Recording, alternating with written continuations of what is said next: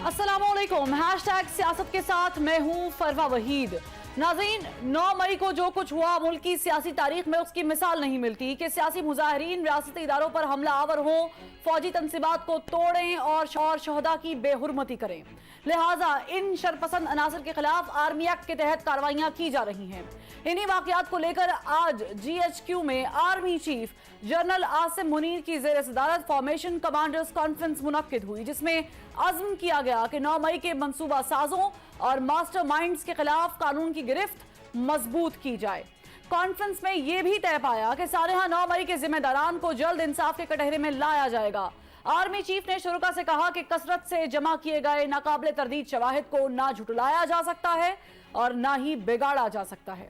इंतशार पैदा करने वाले नासर इंसानी हुकूक के खिलाफ वर्जियों के पीछे पनाह लेने की कोशिश कर रहे हैं, जो बेसूद जाएगी। 9 मई के वाकयात के बाद से मुल्क की सियासत यकसर बदल कर रह गई है। नए सियासी धड़े, नई सियासी इत्तेहाद, नई सियासी वफादारियां और नई सियासी जमातों की बुनियाद रखने की तैयारी की जाने लगी है। मुल्क की सियासत में अहम नाम जहांगीर तरीन भी मुतहर्रिक हैं और लाहौर में डेरे जमाए बैठे हैं, जबकि PTI के सामने आने वाले नए ग्रुप और धड़े भी लाहौर में सलाह मशवरे के लिए इकट्ठे हो रहे हैं। और सबसे बढ़कर मुफाहिमत के बादशाह आसिफ अली जरदारी ने भी लाहौर में डेरे जमाए हुए हैं। यानी तख्त लाहौर ने मुल्क की सियासत के रुख का तयन करना है।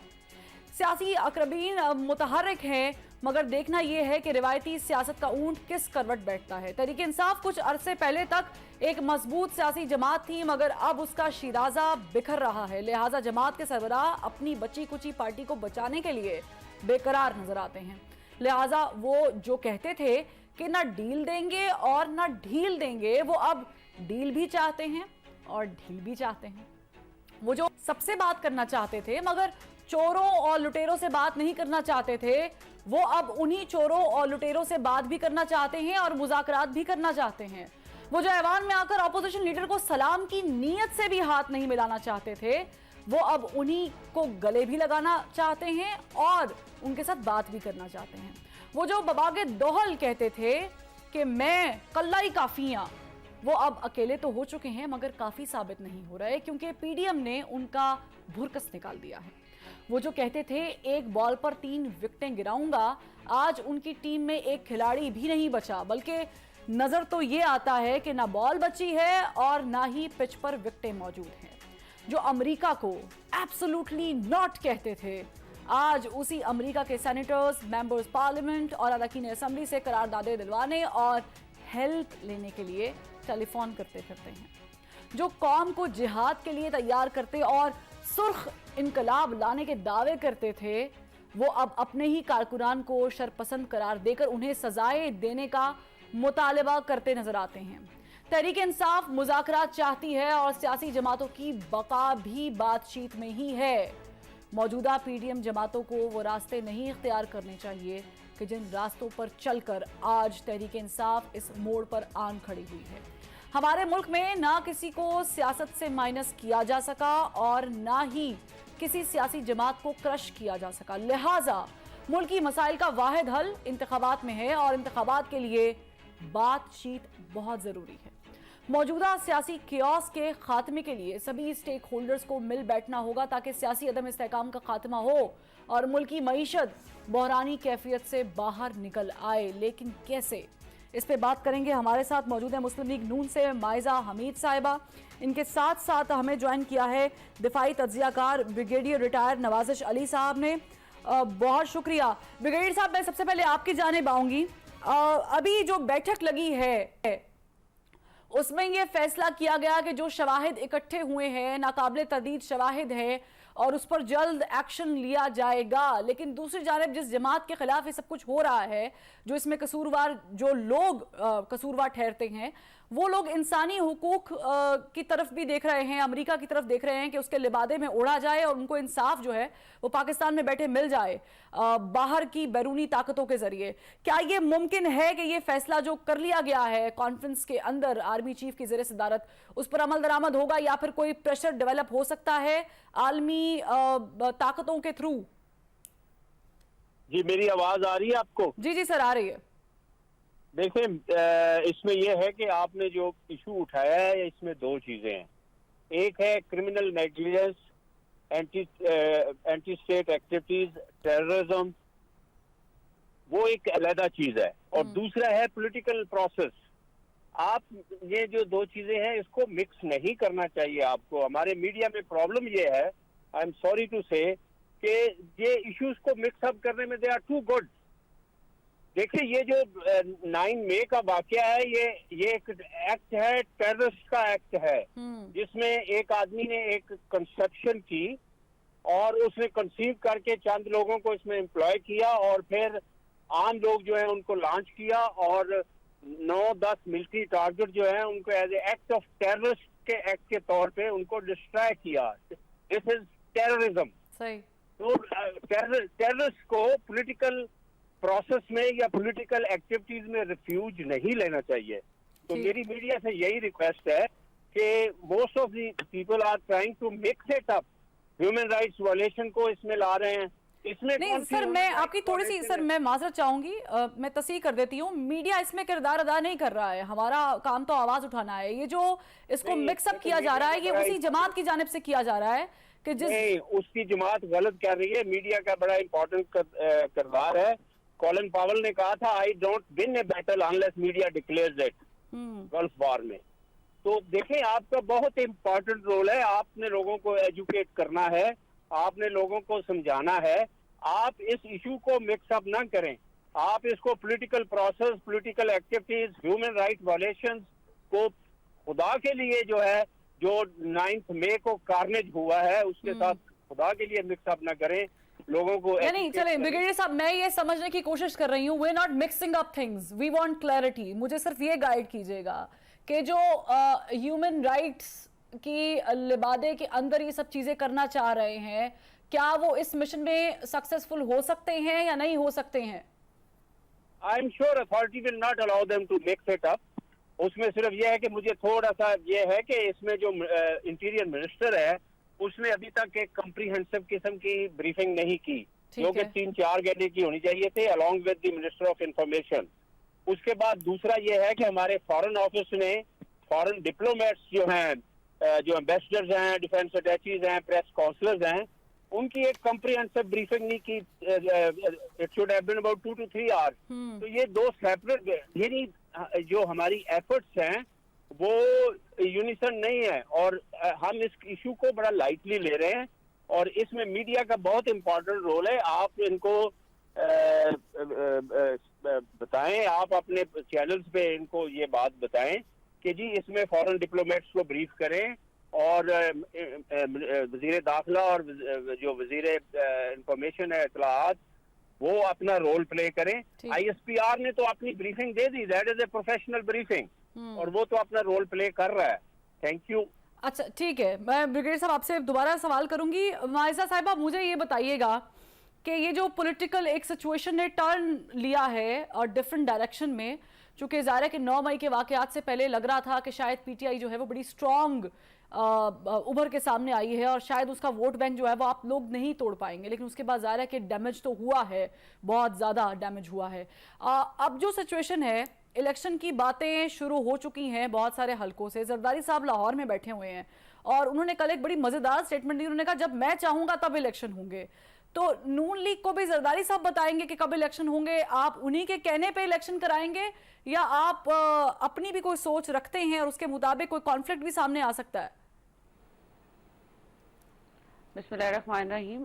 देखें, as far as the elections are concerned, वो अपनी जब असेंबलियां आईनी मुद्दत पूरी करेंगी उसके बाद जो है ये सोचा जाएगा कि अगर कोई ऐसी स्पेशल सिचुएशन जिस तरह 9 मई की हुई है, एक अनप्रेसिडेंटेड सिचुएशन हुई है जिसमें एक एक्ट ऑफ टेररिज्म हुआ है, जिस तरह ब्रिगेडियर साहब कह रहे हैं और हम भी कह रहे हैं, मतलब कि हमारी political parties very clear on the fact के इनफैक्ट सारी पॉलिटिकल पार्टीज जो हैं वो बड़ी क्लियर हैं, जो PTI के अलावा कि जो है ये एक एक्ट ऑफ टेररिज्म था और इसमें जो है किसी ऐसी पाकिस्तान तहरीक इंसाफ है, ये एक ऐसी पार्टी है जिसने जो है इस टेररिज्म में एक कलीदी किरदार अदा किया है, बल्कि इनके जो हेड है उन्होंने इसको इंस्टिगेट किया है, फिर उन्होंने जो जत्थे ट्रेन किए जमान पार्क में उनको लेके फिर आम आदमियों को, आम नौजवानों को ब्रेन वॉश किया, वो भी स्मॉल पॉकेट्स में, उनको जो है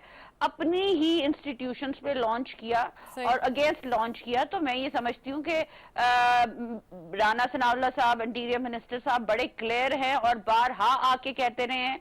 चीफ मिनिस्टर, प्राइम मिनिस्टर साहब जो है शहबाज शरीफ साहब बड़े हैं, on the floor of the house parliament में भी कहते रहे हैं, बाहर भी कहते रहे हैं और हर दफा कहते हैं कि 9 मई का जो एक्ट ऑफ टेररिज्म है इसमें जो है ये किसी तरह भी फॉरगिविंग, किसी तरह भी काबिल माफी नहीं है। लेकिन एट द सेम टाइम इस वक्त बहुत सारे शवाहिद, क्या आप लोगों के पास ठोस शवाहिद मौजूद हैं कि जिसकी बिना पर, क्योंकि मेरे पास जो खबरें आ रही हैं उसमें जरताज गुल का भी नाम शामिल है, महमूद रशीद का भी नाम शामिल है, यास्मीन राशिद के गिर्द जो गिरा तंग हो जाएगा, उनका भी वही मिलिट्री कोर्ट्स में ट्रायल चलेगा। तो आप लोगों के पास ये श्योरिटी और तमाम सबूत हैं कि आप समझते हैं कि जो अनासर मुलव्वस थे उनके खिलाफ अब कार्रवाई इसी के थ्रू होगी और ऐसे ही होगी? देखिए, ठोस शवाहिद, सबूत, वीडियोस, फोन कॉल, सब कुछ आपके सामने भी है, कुछ हमारे पास भी है और हमने ये बड़ा बार बार ये रीट्रेट किया है कि ये सारे शवाहिद और सबूतों की वजह से इन लोगों को अरेस्ट किया गया और इनको जो है वो हवालात में डाला गया। लेकिन अब इनको अगर इमरान खान साहब इस चीज में ह्यूमन राइट्स का जो है वो डालें कि जी मैं ये ह्यूमन राइट्स है या वुमेन राइट्स का इशू है, ये कतई वुमेन राइट्स और ह्यूमन राइट्स का इशू नहीं है। ये इशू ह्यूमन राइट्स और वुमेन राइट्स का तब होता जब जो है ये 9 मई का टेररिस्ट जो अटैक इन्होंने जिन्ना हाउस पे किया या ये जो है पाकिस्तान की बाकी बिल्डिंग्स पे किया, मैं समझती हूँ कि ये अलाउ नहीं, स्कॉट फ्री नहीं जाने देना चाहिए। अब इस चीज का जिस तरह साइफर की दफा गेम खेली गई थी इमरान खान की तरफ से, अब ये धोखा देने की कोशिश की जा रही है कि अब जो है ये हम लोग जो है ह्यूमन राइट्स का इशू बनाने की कोशिश की जा रही है, वुमेन राइट्स का इशू बनाने की कोशिश की जा रही है। तो इस पे हमें वो चुप नहीं करा सकते। इमरान खान साहब की पॉलिटिकल पार्टी, पहले भी यही होता था कि कुछ लोग जत्थे लोगों को चुप करा देते थे, जी ये हम मेरिट पे बात कर रहे हैं, हम परफॉर्मेंस की बात कर रहे हैं, ये लोग तो करप्ट है। अब तो सामने है, सब कुछ दुनिया के सामने है जो इन्होंने पूरे मुल्क के साथ किया। ये तो हमारा जो नेबरिंग कंट्री है वो भी नहीं कर सकता। तो मैं ये समझती हूँ कि ये बड़ी क्लियर बात है कि इस तरह की पॉलिटिकल पार्टी, मैं तो कहूंगी नहीं मतलब पॉलिटिकल पार्टी है, पहले तो ठीक है। Got your point. Rahman other साहब ने हमें ज्वाइन कर लिया है, सीनियर एंकर पर्सन है, तजिया कर रहा है। Rahman, good to see you by the way. जुमेरात को वैसे आप आते हैं लेकिन good to see you on Wednesday. मुझे बताएं रहमान कि ये जो आज कॉन्फ्रेंस हुई है और अयादा मैं कहूंगी तो पहले तो किया हुआ था लेकिन उसे मजीद पुख्ता किया गया है और एक बड़ा क्लियर मैसेज दिया गया है उन तमाम तर लोगों को कि जो इन्वॉल्व हैं या जो समझते हैं कि शायद ह्यूमन राइट्स के कवर के अंदर जो है वो शायद वो बच सकते हैं। इज देयर एनी चांस कि जो चीज़ें अमेरिका में चल रही हैं, जिस तरीके से करारदादों पे साइन हो रहे हैं और एक प्रेशर डालने की कोशिश की जा रही है, क्या किसी तरीके से कोई बचने का रास्ता मौजूद है चेयरमैन पीटीआई के पास या उन लोगों के पास जो इसमें इन्वॉल्व रहे हैं? देखिए फरवा, थैंक यू सो मच, बहुत शुक्रिया। और एक तो आपने बिल्कुल ठीक बात की है कि ये बड़े तवातुर के साथ कोर कमांडर कॉन्फ्रेंस और इससे पहले जो हुई और आज फिर ये फॉर्मेशन कमांडर कॉन्फ्रेंस ही, मैसेज बड़ा लाउड एंड क्लियर है और मैसेज बड़ा कंसिस्टेंट भी है। कंसिस्टेंट इस तरह से है कि 9 मई के बाद जो वाकयात हुए उसके बाद हमने बहुत ज्यादा तब्दीली नहीं देखी। फौज की तरफ से जो पैगाम बार बार आ रहा है और ये मुख्तलिफ मौक़ों पे नहीं, फॉर्मेशन कमांडर और कोर कमांडर कॉन्फ्रेंस तो एक बात है लेकिन इसके अलावा आर्मी चीफ मुख्तलिफ जगहों पर गए हैं, उन्होंने विजिट भी किया है, तो मैसेज बड़ा लाउड एंड क्लियर है। वो मैसेज ये है कि इस चीज के ऊपर कोई कॉम्प्रोमाइज नहीं होगा या इसके ऊपर कोई लचक फिल वक्त नहीं दिखाई जाएगी और यही जो चीज है वो हमने देखी है जिसका बड़े तवातुर के साथ इजहार किया जा रहा है। असल में क्योंकि इदारे के अंदर इस हवाले से एक बड़ा गुस्सा भी है और बड़ा रिएक्शन भी है, और ये एक ऐसा रिएक्शन है जिसको शायद तवक्को पाकिस्तान तहरीक इंसाफ भी नहीं कर रही थी, और मेरा ख्याल है पीडीएम जमातों को भी इस कदर सख्त रद्द-ए-अमल की तवक्को नहीं थी कि इस तरह का रिएक्शन जो है वो आ सकता है। तो एक चीज आप देखें कि बड़े तवातुर के साथ ये मैसेज जो है वो आ रहा है। अब ये जो है ये तहरीक इंसाफ के लिए ये थोड़ा सा मुश्किल होगा इस सारी सूरत हाल से निमटना, और तहरीक इंसाफ जो है वो ह्यूमन राइट्स की बात हो रही है, बाकी बाहर से बयानात आ रहे हैं, कांग्रेसमैन के मुख्तलिफ जगहों पर आवाजें उठाई जा रही हैं, तो एक्सटर्नली तो ये तहरीक इंसाफ के लिए हेल्पफुल हो सकता है, लेकिन इंटरनली ऐसा लगता है कि तहरीक इंसाफ के लिए अभी इस वक्त कोई गुंजाइश निकलती हुई नजर नहीं आ रही, क्योंकि बाहर जो मर्जी होता रहे, पाकिस्तान की और भी बड़ी जमातें हैं, मिसाल के तौर पर पीटीएम के हवाले से बाहर बहुत सारे हमने बयानात देखे हैं। फिर अल्ताफ हुसैन के साथ पोस्ट जब उन्होंने वो 22 अगस्त वाली तकरीर की थी, उसके बाद भी बाहर से बहुत सारी आवाजें थी, लेकिन वो मुल्क की जो अंदरूनी सियासत होती है और मुल्क के जो अंदर के हालात हैं उस पर कोई बहुत ज्यादा उनके लिए गुंजाइश नहीं निकाल सके।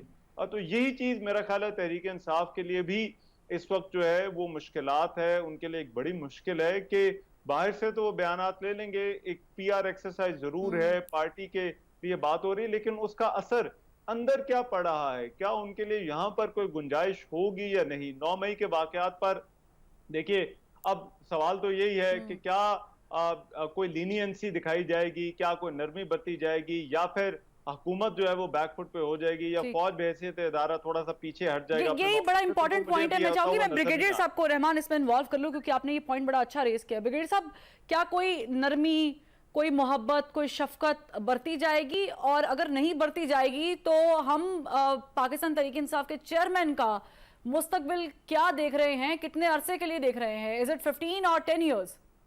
देखिए, ये तो एक पॉलिटिकल कमेंट है, इस पे तो सियासतदान ही जो है वो बहुत अच्छा तबसरा कर सकते हैं, लेकिन मैं तो एज ए मिलिट्री माइंड यही कहूंगा कि अगर almost he is a proved criminal और he must be punished, he must be punished according to the law of the land.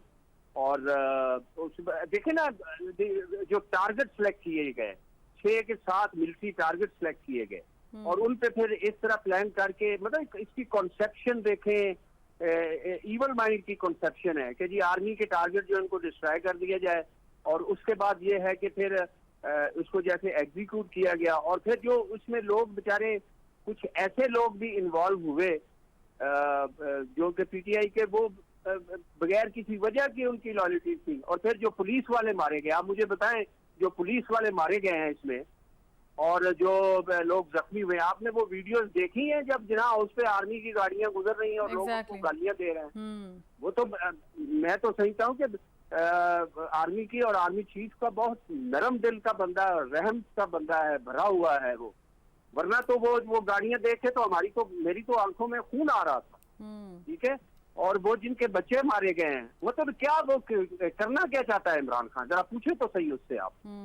और इसमें मैं I still blame the media ने उसको पिछले 2014-15 से लेके ऐसे उठाया कि उसको एक मसीहा बना दिया। सही, ठीक। भाई उस मसीहा ने क्या किया है आपके साथ, आप जरा देखें तो सही उसको। ठीक है ब्रिगेडियर साहब, आपका पॉइंट बहुत अच्छा है, बहुत शुक्रिया ब्रिगेडियर साहब आपका। कहा जा रहा है, लेकिन जाने से पहले एग्जैक्टली मीडिया ने उठाया, लेकिन मीडिया ने किसके कहने पर उठाया, क्यों उठाया, इस पे भी बहुत सारे सवालात हैं जिसके जवाब जा रहे हैं कि अब सभी को मालूम है, किसी से कोई बात छुपी नहीं है। लेकिन बहरहाल एक ब्रेक ले लेते हैं, फिर वापस आते हैं।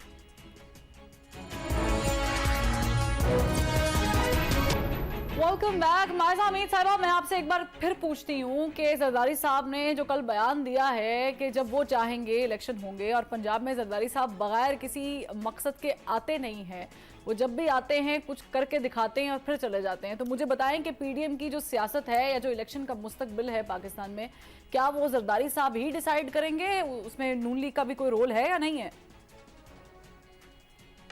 देखिए, जरदारी साहब की अपनी पॉलिटिकल पार्टी है, और वो अगर पॉलिटिक्स में और इलेक्शंस के करीब जो है वो लोगों को ज्वाइन करा रहे हैं या पंजाब में एक्टिव हो रहे हैं, तो वो तो उनका अपना वो करना भी चाहिए, नेचुरल प्रोसेस इलेक्शंस में होना भी चाहिए। लेकिन पीएमएलएन का अपना जो है वो एक स्टांस है, अपना एक अपनी वो है। तो मैं ये समझती हूँ कि पीएमएलएन का जो उनका कोई इन्फ्लुएंस तो नहीं है। हाँ, पीडीएम में जो है हम लोग मतलब गवर्नमेंट में हम इकट्ठे हैं, वो हम मशावरत से चलते हैं। आइसोलेशन में तो इमरान खान साहब की तरह कोई नहीं चल सकता। तो इसलिए जो है मैं समझती हूँ कि पीएमएलएन ने जो है, जो आपने पंजाब में उनकी जो स्ट्रेंथ है और उनका जो वोट बैंक है, उसको तो कोई डिटर नहीं कर सका अभी तक।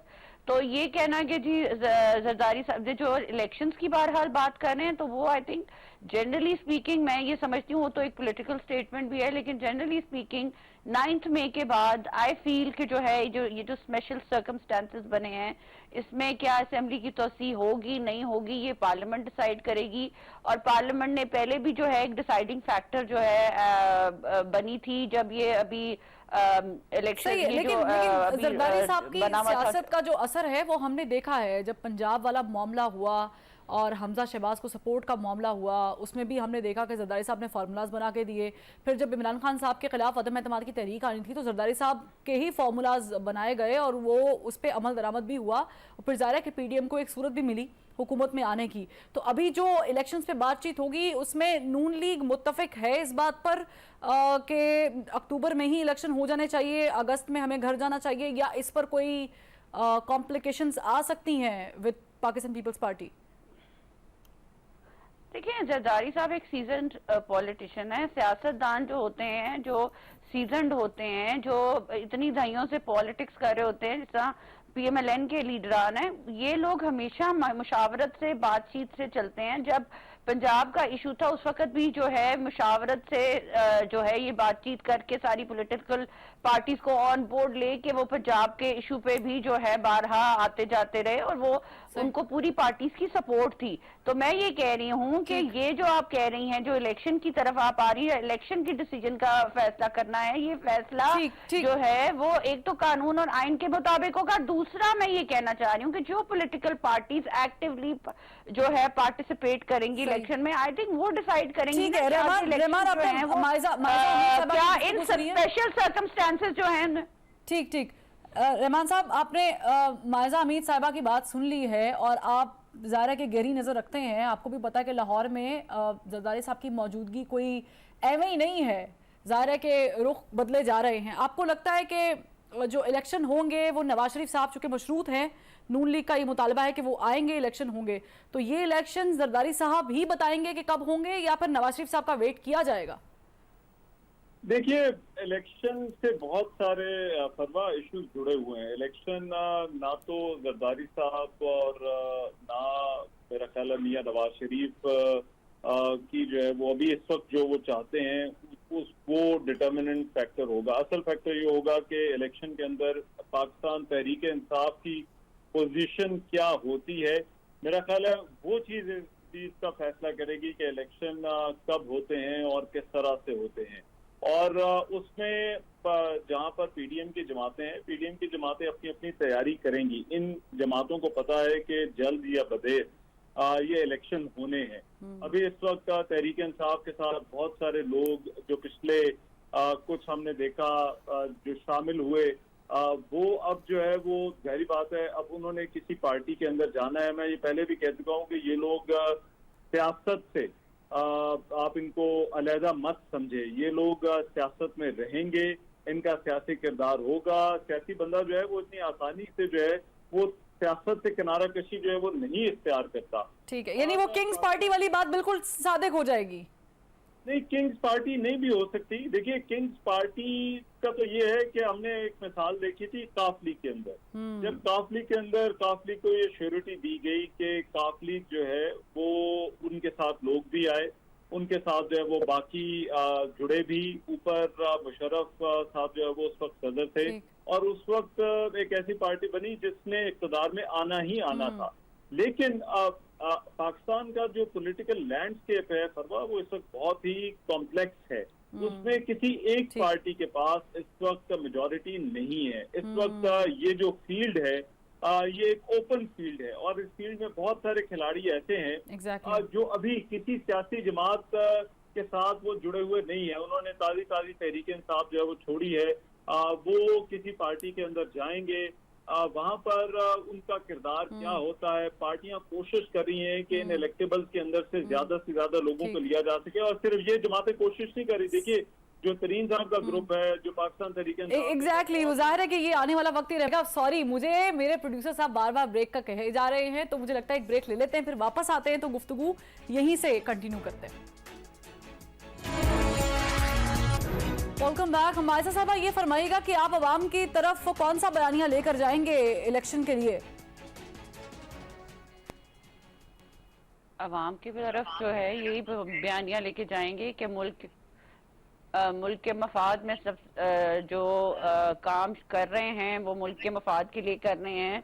बहुत सी अनपॉपुलर डिसीजंस लेनी पड़ी क्योंकि इमरान खान साहब ने जो इक्तिसादी लिहाज से पाकिस्तान का हाल कर दिया था, उसके बाद जो है अनपॉपुलर डिसीजंस ली ताकि जो है मुल्की मफाद देखा जाए, ना कि जो है अपना पॉलिटिकल पार्टी का मफाद देखा जाए। तो वसी तर मफाद के लिए जो है पॉलिटिकल पार्टीज जो पावर में होती हैं उनको वसी तर मफाद देखना चाहिए। ये आपने जो है देखा ये था तो हर पार्टी देती है ना कि पिछली गवर्नमेंट ने ये कर दिया, ये कर दिया, कोई नई चीज। हर पार्टी तो हर पार्टी जो है वो उनका अपना बयानिया होता है, लेकिन पीएमएलएन का जो फोकस हमेशा रहा है कि वो इंफ्रास्ट्रक्चर पे, डिलीवरी पे, जो आने वाला बजट है उसमें जो है वो किसानों के पे जो साउथ पंजाब के हैं या दीगर जो इन्होंने यूथ के लिए प्रोजेक्ट्स लिए हैं, जो सारे हमारे प्रोजेक्ट्स हैं वही बयानिया हम लेके साथ जो है वो निकलेंगे। जो मुल्क और ये कोशिश होनी चाहिए आई थिंक पॉलिटिकल पार्टीज की सारी इस दफा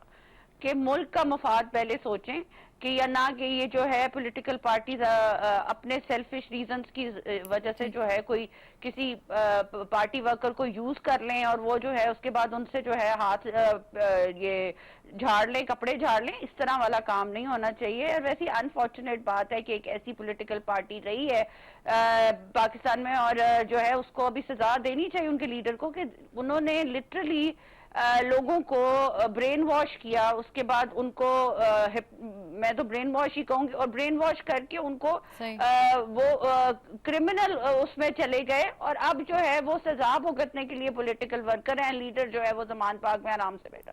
तो आई थिंक ये एक हिस्ट्री में बड़ा लेसन है लर्न करने के लिए और हमें लोगों को, अवाम को भी सोचना चाहिए कि कौन सी पॉलिटिकल पार्टीज डिलीवर कर रही हैं, कौन सी पॉलिटिकल पार्टी मुहिब्बे वतन है, कौन सी पॉलिटिकल पार्टीज जो है कानून और आइन को अपने हाथ में नहीं लेती। अब ये आई ओपनर होना चाहिए नेक्स्ट इलेक्शंस में। ठीक है रहमान, इस पूरी सिचुएशन में नून लीग को ज्यादा नुकसान नहीं हो गया जब से हुकूमत में आए हैं?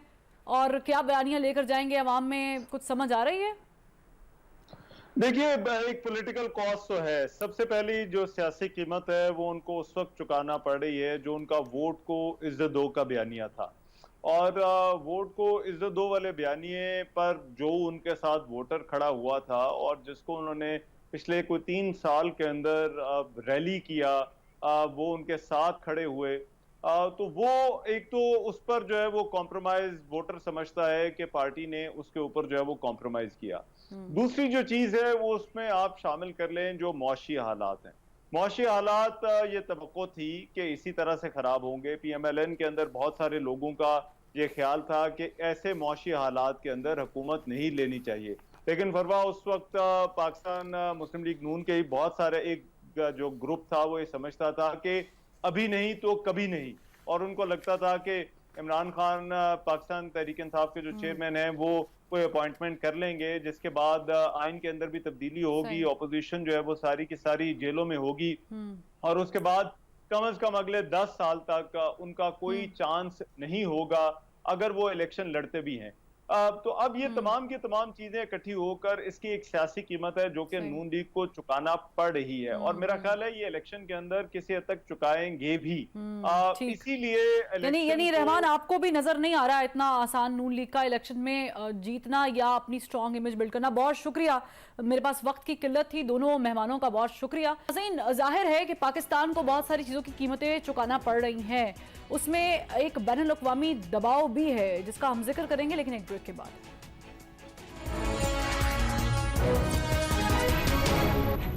वेलकम बैक नाज़रीन, हमें ज्वाइन किया है रहनुमा डेमोक्रेट पार्टी अमेरिका से ताहिर जावेद साहब ने। ताहिर जावेद साहब, बहुत शुक्रिया, आपने अपना कीमती वक्त दिया। मुझे बताइएगा कि पीटीआई का जो वफ्द है जिसने ज़ाहिर है कि अमेरिकी सेनेटर से मुलाकात भी की, उनको कायल करने की भी कोशिश की कि वो मिलिट्री इमदाद जो है वो मशरूत कर दें इंसानी हुकूक के साथ, आपको लग रहा है कि can it be another memogate scandal?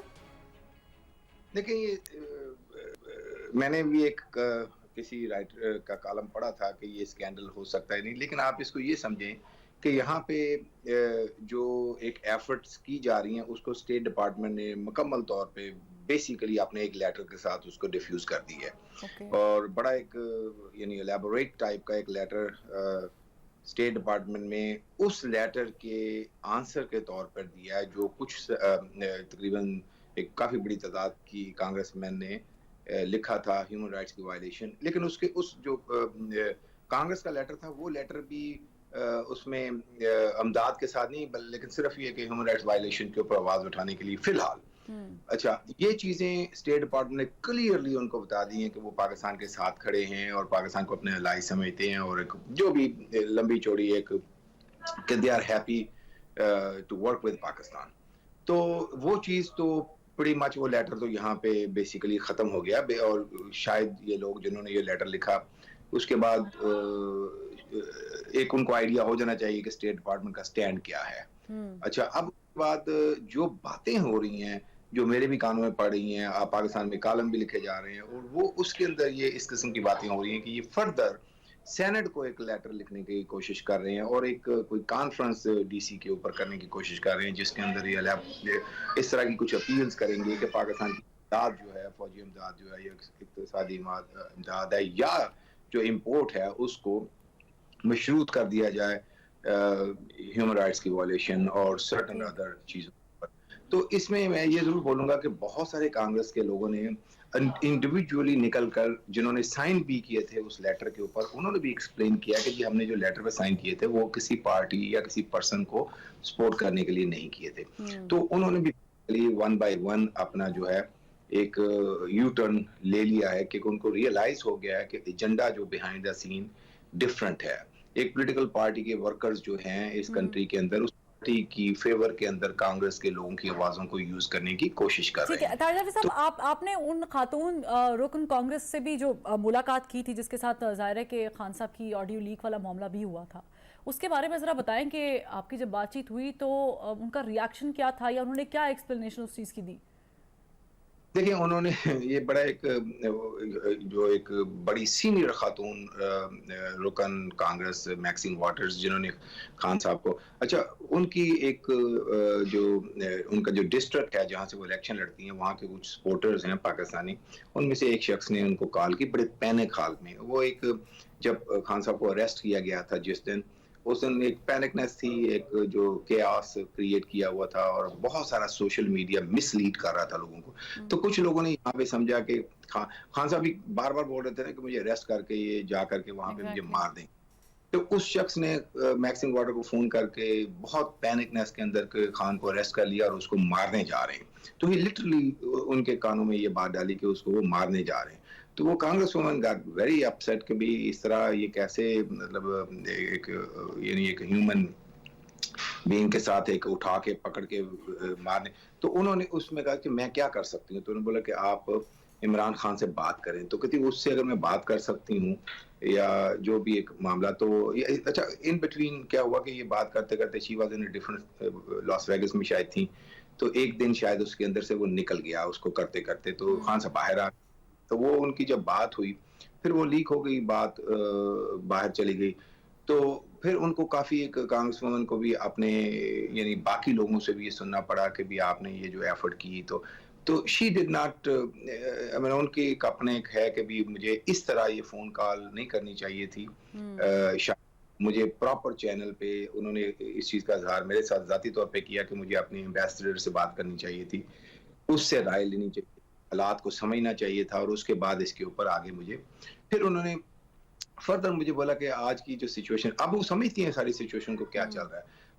वो कहती है जी मुझे ये समझ नहीं आती आप सब पाकिस्तानियों की कि कंट्री आपकी इस वक्त माशी इक्तिसादी तौर पे इस जगह पे खड़ी है, आपका डिफॉल्ट का चांसेस हैं लोगों से, और आपकी प्राइसेस, इन्फ्लेशन, ये चीजें, तो वहाँ यहाँ पे आप सब लोग सर जोड़ के पाकिस्तान की इकोनॉमिक सिचुएशन के ऊपर बात क्यों नहीं करते? आप हमसे जो हेल्प लेना चाहते हो उसके ऊपर, तो उन्होंने ख्वाहिश का इजहार भी किया कि मैं IMF को भी याद कराऊंगी कि उनका मैंडेट ये है कि इस तरह जो कंट्रीज इस जगह पे रुकते हैं आके, तो आपने उनको बाहर निकालना होता है। अच्छा ताहिर जावेद साहब, आपने जिक्र किया कि सेनेट में पेश करने का भी सोचा जा रहा है, और यूएस स्टेट डिपार्टमेंट ने इसमें एक ओपनली एक ज़ाहिर कि अपना वर्डिक्ट दे दिया है। अगर ये पेश किया जाता है और वो स्टेटमेंट भी सामने आ चुकी है, तो इसका कोई असरअंदाज होती है ये स्टेटमेंट? ओह यस, देखिए मैं आपको एक चीज बताऊं, पाकिस्तान की सियासत को अमेरिका की सियासत से मिक्स करके कभी भी नहीं देखना चाहिए। यहाँ पे दोनों साइड के जो सेनेट और कांग्रेस के अरकान हैं वो इंटरनेशनल मैटर्स के ऊपर, डजंट मैटर हुकूमत किसकी हो, स्टेट डिपार्टमेंट की गाइडलाइंस को हमेशा सामने रखते हैं। अगर गाइडलाइन नहीं होगी तो वो अपना कोई बयान दे देते हैं, जब कोई गाइडलाइन आ जाती है तो then they are shy away from saying something. इसके अंदर सिर्फ एक मतलब कहानी है कि कोई जैसे प्रेसिडेंशियल कैंडिडेट अपना डिफर करने के लिए कुछ बोल दे, तो वहां पे जैसे ट्रम्प से आप एक्सपेक्ट कर सकते हो, लेकिन इस मामले में अमेरिकी एस्टैब्लिशमेंट क्या पाकिस्तानी एस्टैब्लिशमेंट पर दबाव डाल सकती है एज वी डिस्कसिंग PTI? अब देखें, अगर आप एस्टैब्लिशमेंट से आपका यानी कहने का मतलब ये है कि पाकिस्तान आर्म फोर्सेस और US आर्म फोर्सेस, तो मैं आपको उसके बोल सकता हूँ कि दोनों कंट्रीज की जो आर्म फोर्सेस हैं, मैं इसको थोड़ा कोशिश करूंगा कि आपको थोड़े कम अल्फाज में ज्यादा बता दूं कि उनकी आपस में कोऑर्डिनेशन जो है ना, वो यानी इंतहाई हाई लेवल पे हमेशा रहती है, मुस्तकिल एक दूसरे से मिलते रहते हैं। जो आपके नुमाइंदे पाकिस्तान के यहाँ पे बैठे हैं, ये but permanently I would say कि वीकली बेसिस पे, if not every other day basis, pentagon से उनके राब्ते होते हैं, और वहाँ पे सेम थिंग, वो भी पाकिस्तान के अंदर एम्बेसी और इतना बड़ा जो एक उनका आंतराज है उसके थ्रू मुलाकातें, तो उनका तो कभी भी राब्ता नहीं करता और एक दूसरे से वो बात होती रहती है, और वो यानी पाकिस्तान के पॉलिटिशियंस से भी शायद ज्यादा करंट मैटर्स के ऊपर उनको मालूमात होती है। तो आई डोंट थिंक कि वहाँ पे जब आपकी कम्युनिकेशन का लेवल इतना हाई होता है तो कोई पुश करने की यानी शहबाज गिल साहब जो एफर्ट्स वहां पर कर रहे हैं वो बेसूद जाएंगी। वो देखें, मैं यहाँ पे ये भी बता दूं कि शहबाज गिल साहब जो एफर्ट कर रहे हैं, अभी उन्होंने तो यहाँ कुछ नहीं किया, जो बाकी लोगों की जो एफर्ट्स हैं उसके अंदर अपनी फोटो खिंचा के उन्होंने इधर उधर थोड़ा बहुत मामला जरूर किया है। हाँ, ये जरूर है कि भाग दौड़ कर रहे हैं कि भी जहाँ पे 4 बंदे इकट्ठे हैं वो भी वहां पे पहुंच जाते हैं, लेकिन मेरा नहीं ख्याल कि उन्होंने तो अभी अपने आप को रजिस्टर कराया है एज ए फॉरेन एजेंट कुछ दिन पहले, तो मेरा ख्याल है कि वो इसके बाद आगे कुछ शायद करें, लेकिन एफर्ट उनकी नहीं है, जो एफर्ट कर रहे हैं वो और लोग हैं। ठीक है ताहिर जावेद साहब, बहुत शुक्रिया, आपने वक्त दिया। नाज़रीन, जाहिर है कि ये सियासी मंजरनामा है, सियासी मंजरनामा हर रोज़ तब्दील हो रहा है, लेकिन दुआ यही है कि पाकिस्तानी सियासी मंजरनामे में कोई इस्तेहकाम आए, ठहराव आए, ताकि हम इस कियास से निकल कर आगे बढ़ सकें। अल्लाह हाफ़िज़।